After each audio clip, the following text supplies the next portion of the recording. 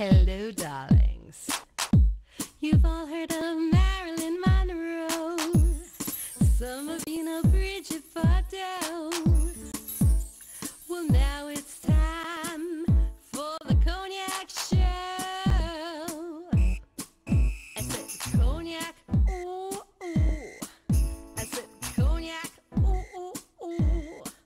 I'm a bubbly blonde, fabulously dressed.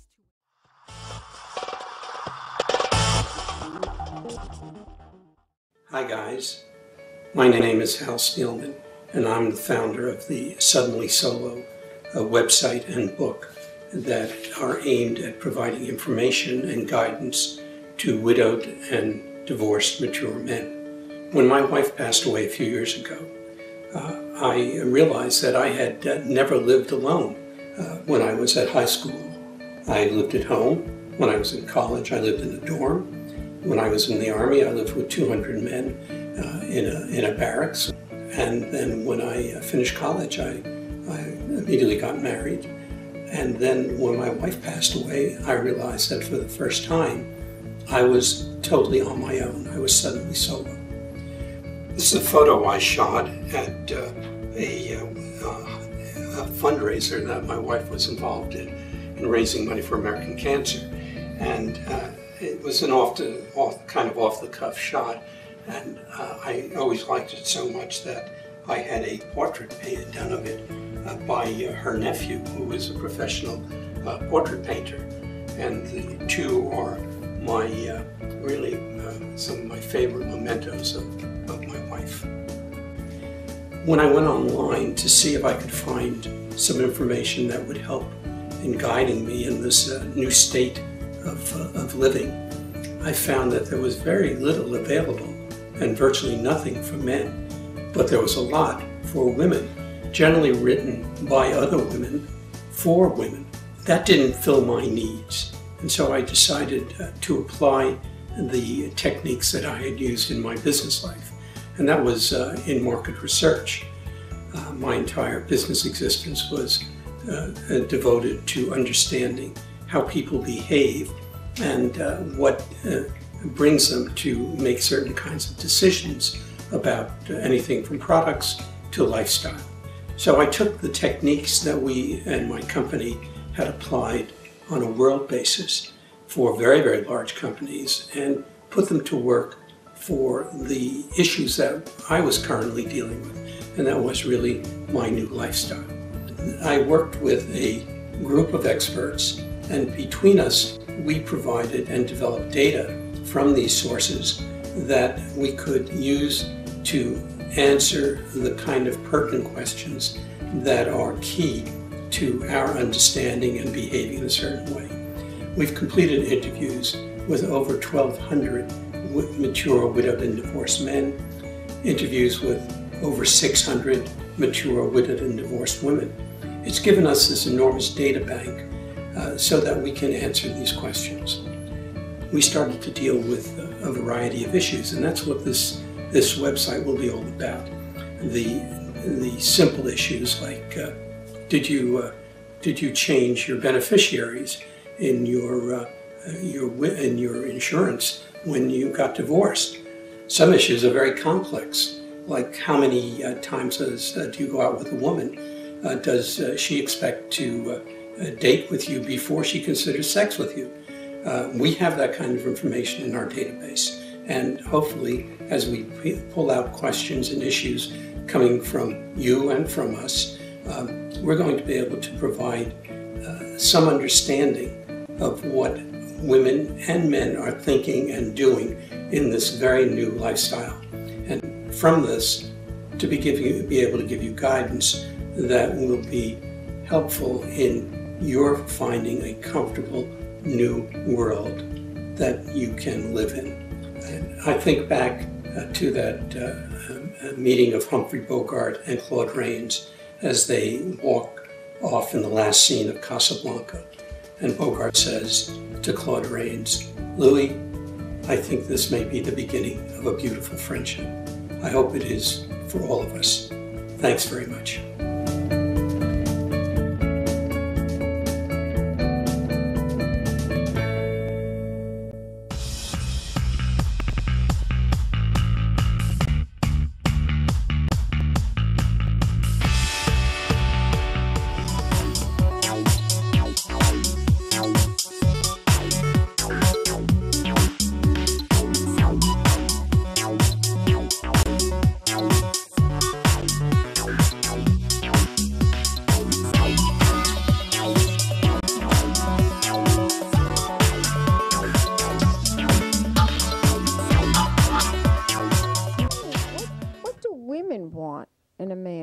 that's over 50, what are they looking for? The number one thing is honesty and straightforwardness and a sense of humor. Those are the primary things. When we did that, we thought appearance would come up high. No. Appearance was one of the lower ones, but sincerity, trustworthiness, good sense of humor, activity, those are the items that came up high. No, women want to go out. They want to do things. They want to do things. They want to enjoy life. And the man that is a Couch potato? No good, right? Women don't like that. No, they want to be out there doing things. It doesn't mean that they're expecting to run around every night, but they want to be able to go out to dinner. They want to go to a show.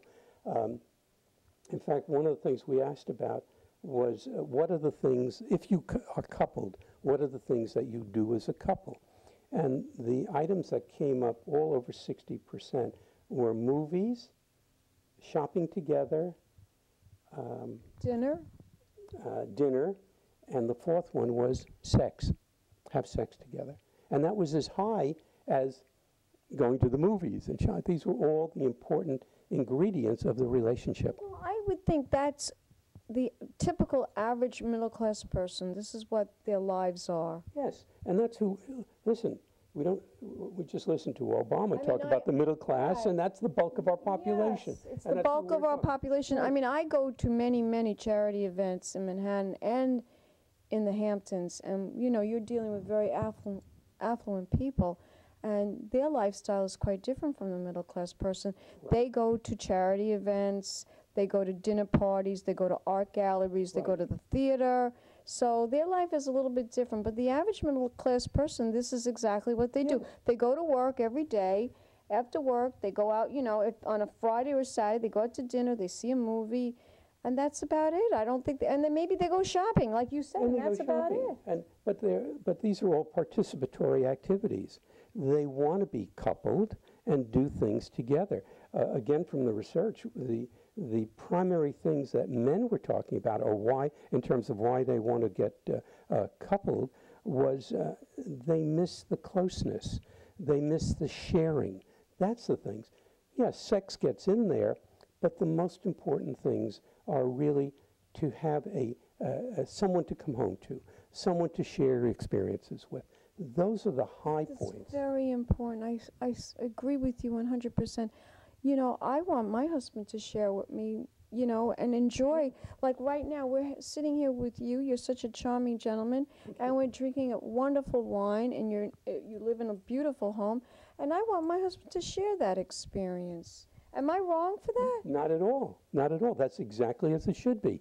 And I would hope at some point that I would have someone that I could share this experiences with as well. You will. You kidding me? You're such a handsome man. You are such a handsome man. Well, you know, I'm sitting here and I'm really enjoying this conversation, and I want to know when you're going to come out with your next book. Suddenly Solo, but when you're coming out with the next book? Well, actually, we have some discussions about that. And one thought, well, there are a couple of thoughts. One is to develop a version specifically for women, but as I say, there are a lot of books out there for women. So it started out for just a man's book. A man's book. The women now are loving what you're doing, and you must be getting a lot of calls. You must be getting a lot of dates now. All these women must be after you. No, so far I've managed to keep a fairly low profile, so they're not banging on my door with meatloaf yet.